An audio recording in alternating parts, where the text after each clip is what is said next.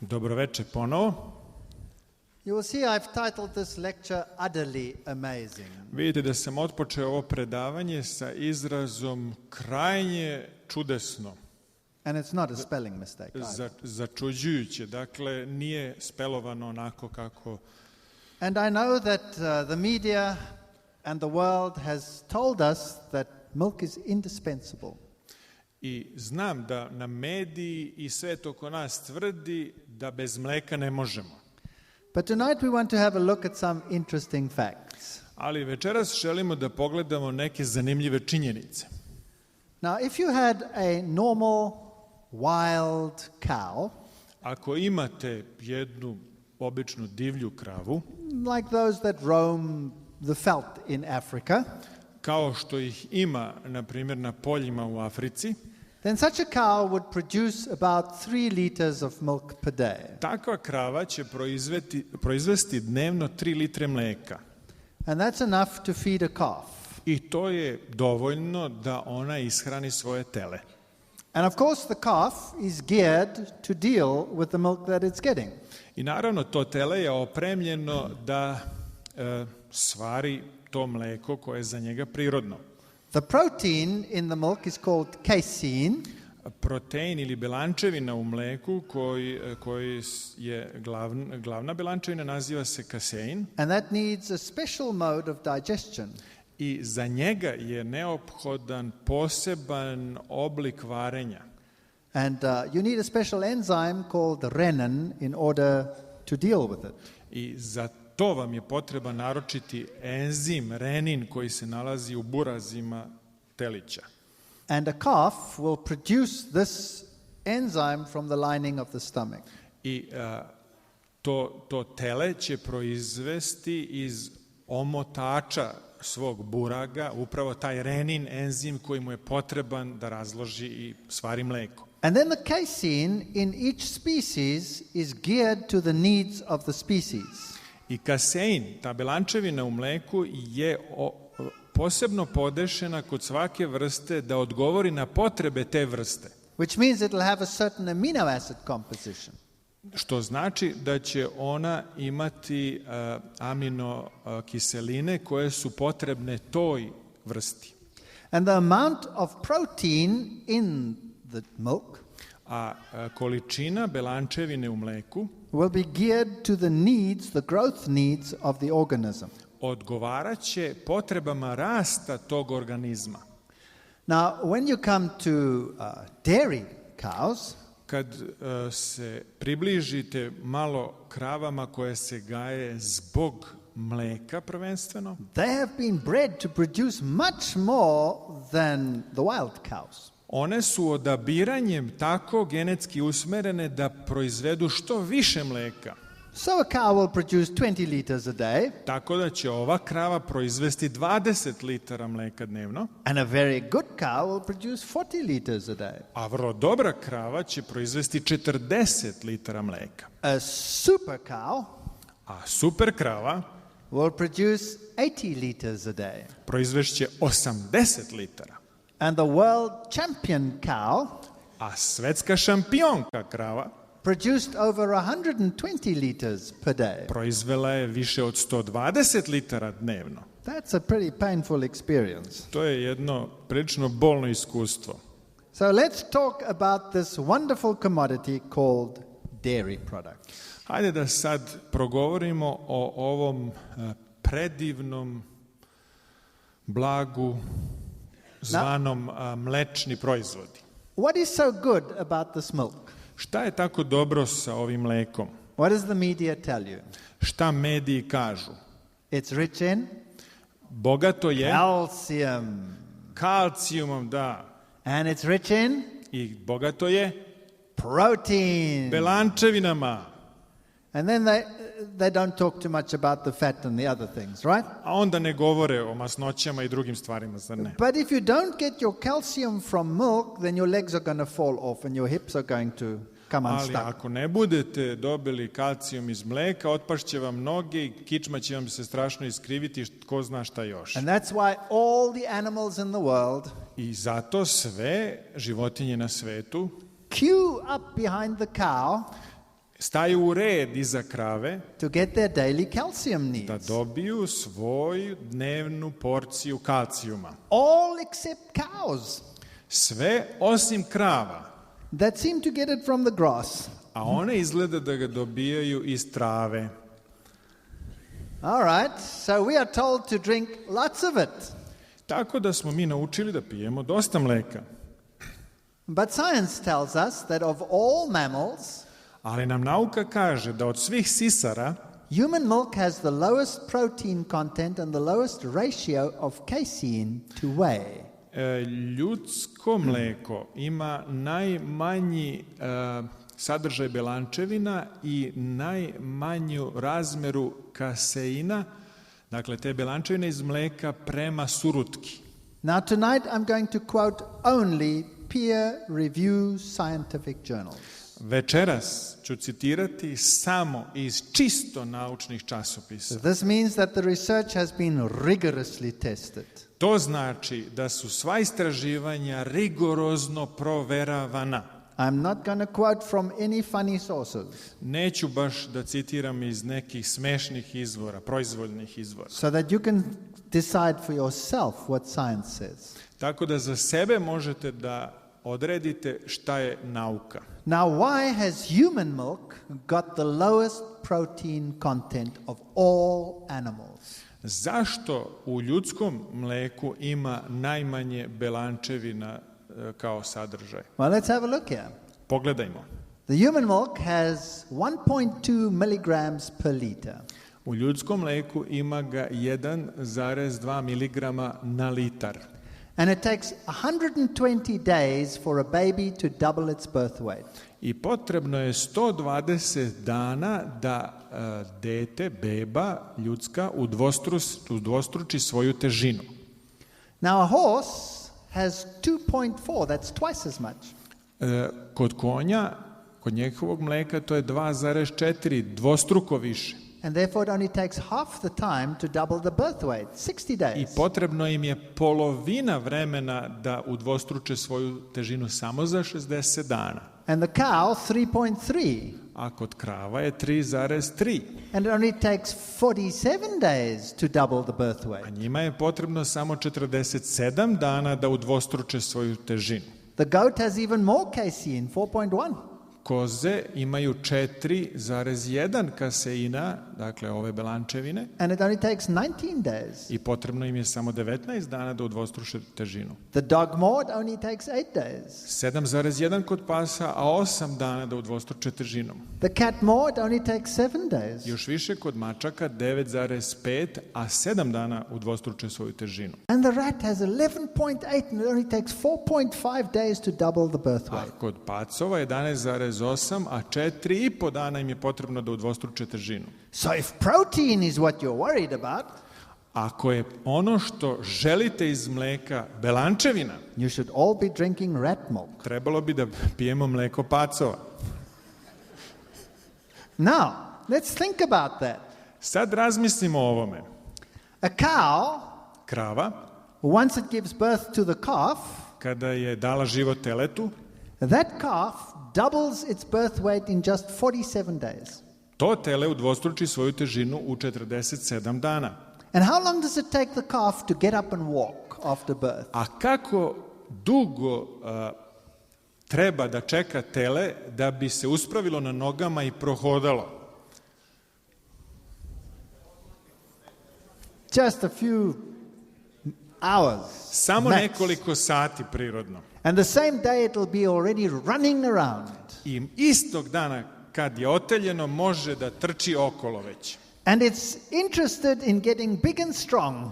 I zainteresovano je da bude veliko i jako. So the energy goes into muscle development. Tako da energija kod teleta ide u razvoj mišića. And for muscle development you need a high protein content in the milk. A za razvoj mišića potreban vam je veoma visok sadržaj belančevina u mleku. That's during growth. To je zbog rasta. Now humans, A kod ljudi, how long do they take to get up and walk? koliko njima treba da ustanu i prohodaju? Very quickly, right? Couple of minutes, they're walking around, right? Nekoliko minuta, zar ne? Eto, samo se usprave i idu. A baby is born totally helpless. Beba se rađa potpuno bespomoćna. And it grows so slowly compared to the cow. I tako sporo raste u poređenju sa teletom. What is the most important thing of the baby? Šta je najvažnije kod bebe? The muscles for walking Mišići za or the head? hodanje ili glava? You tell me. Recite mi. Head. The head. The head, when the baby is born, still has the sutures. Dakle, kada se beba rodi, još uvek nisu zatvorene fontanele na njenoj And the glavi. brain has to develop very quickly. I onda treba mozak da se veoma brzo razvija. In fact, the very nerve endings are still forming after birth. U stvari, čak i krajevi nerava se još uobličavaju posle rođenja. So that brain needs food to develop. Tako da je tom mozgu potrebna hrana da se razvije. The cow is not going to be interested in mathematics one day, Jednog dana krava neće biti zainteresovana za matematiku, but the human being might be. ali ljudsko biće može biti zainteresovano. Now, what type of food does the brain need to develop? Kakva vrsta hrane je mozgu potrebna da se razvije? Fat. Masnoće. Most of your brain consists of fat. Većina tkiva vašeg mozga sastoji se od masnoće. So I'm not rude when I say you're all fatheads. Tako da ne preterujem kad kažem da ste svi masne glave, to kod njih ima jako pogrdno značenje. And so human milk has a high ratio of fat to protein. Tako da u ljudskom mozgu ima najveća razmjera masnoće naspram belančevina. Perfect for brain development. Što je vrlo savršeno za razvoj mozga. The cow has a perfect ratio for muscle development. A kod krave najpogodniji odnos je u mleku za razvoj mišića. Now you understand why children raised on cow's milk Sad možete da razumete zašto deca koja su podizana na kravljem mleku have considerably lower IQs than children raised on mother's milk. imaju znatno niži kvocijent inteligencije nego deca podizana na majčinom mleku. Maybe they can run fast, Možda ne trče tako brzo kao ovi drugi, but at school they're not so hot. ali imaju veću inteligenciju. We should strive to use food that meet the nutrient needs of the older infant.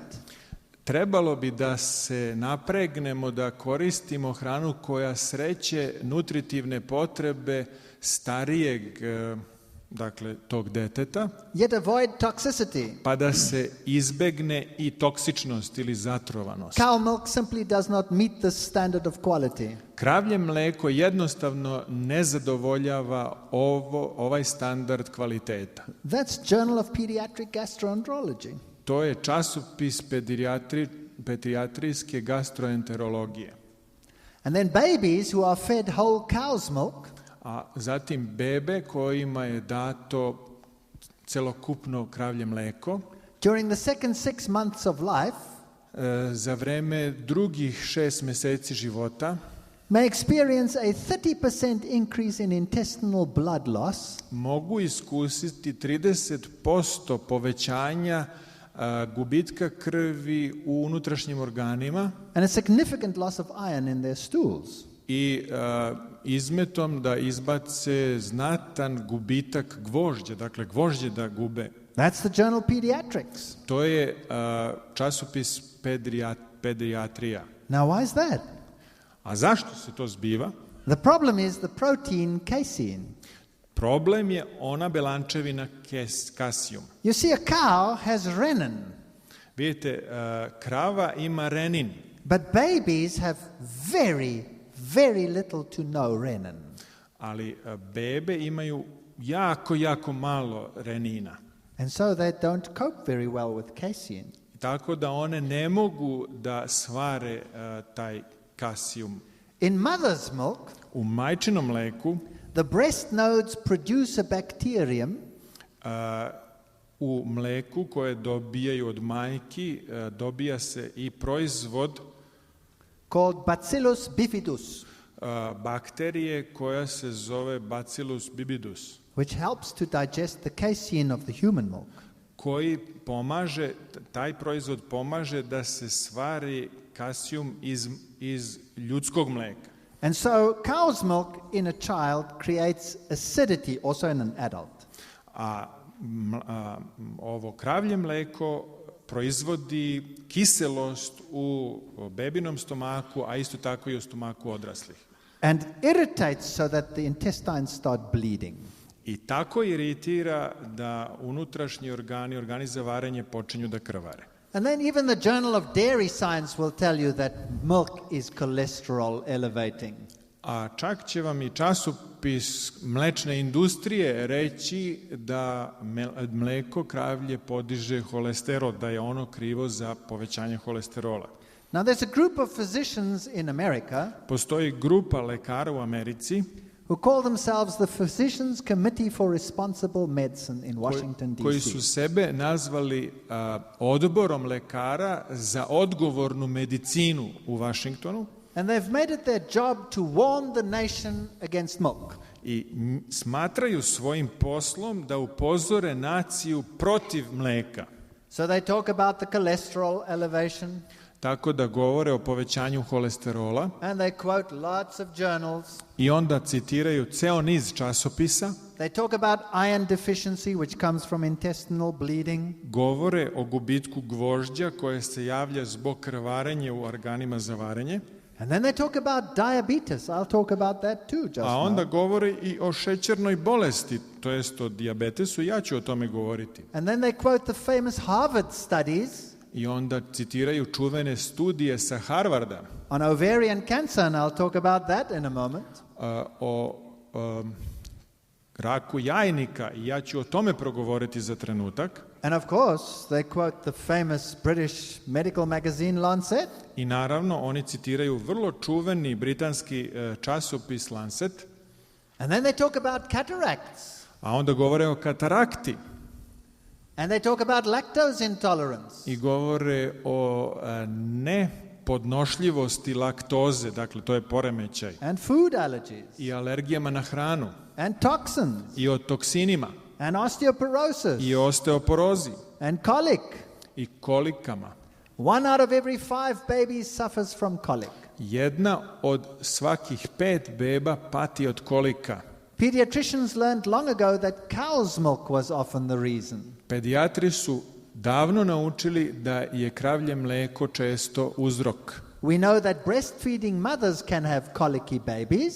Mi znamo sada da majke koje hrane svoju decu svojim mlekom if the mothers are consuming cow's milk. Mogu imati bebe sa kolikama ako majke uzimaju kravlje mleko. That's the journal Pediatrics. To je časopis Pediatrija. Since then they have discovered that if the mother drinks milk, od tada su otkrili da ako majka pije mleko, then the partially digested casein, tada taj delimično svareni kasein can end up in the bloodstream. Može da završi u to krvnom toku, dakle u krvotoku. Because we as adults poorly cleave casein. Jer mi odrasli veoma loše razlažemo kasein. And then it can end up in the mother's milk. Tako da on može da završi u majčinom mleku. Just to get rid of the stuff.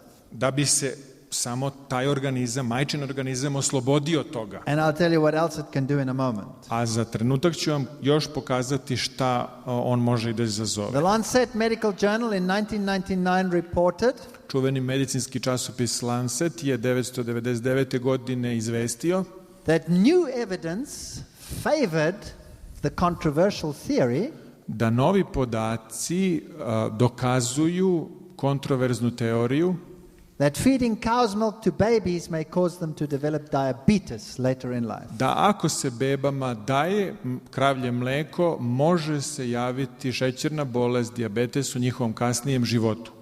Now why? Why do they get diabetes? Zašto dijabetes? Well, first they said it cannot be milk Prvo kaže se ne mogu ga dobiti. because Japanese babies that are only breastfed also get diabetes type 1. Zato što i japanske bebe koje se samo hrane na grudima svojih majki i one imaju dijabetes i to je onaj tip 1. Not type 2. Type 2 is a lifestyle disease. Ne onaj broj 2 dijabetes koji pripada grupi bolesti životnog stila. But type 1 is an autoimmune disease. A tip 1 je autoimuna bolest. Then they discovered that the Japanese babies that had it Onda su otkrili da japanske bebe koje imaju dijabetes 1 belonged to mothers that had been westernized. pripadaju majkama koje su usvojile zapadne navike u ishrani. So they investigated the mother's milk. Tako da su istraživali majčino mleko tih žena. And what did they find? I šta su pronašli? Cow casein. Kravlji kasein. Now, cow casein is specific for cows. Kravlji kasein je specifičnost krava. But there is an amino acid sequence in one place in that casein Ali postoji jedna sekvenca aminokiselina u tom nizu molekula which happens to be the same as the amino acid sequence koja se događa da je ista i sa sekvencom aminokiselina on the beta cells of the pancreas. bitter cells. Beta ćelija u pankreasu, hvala lepo.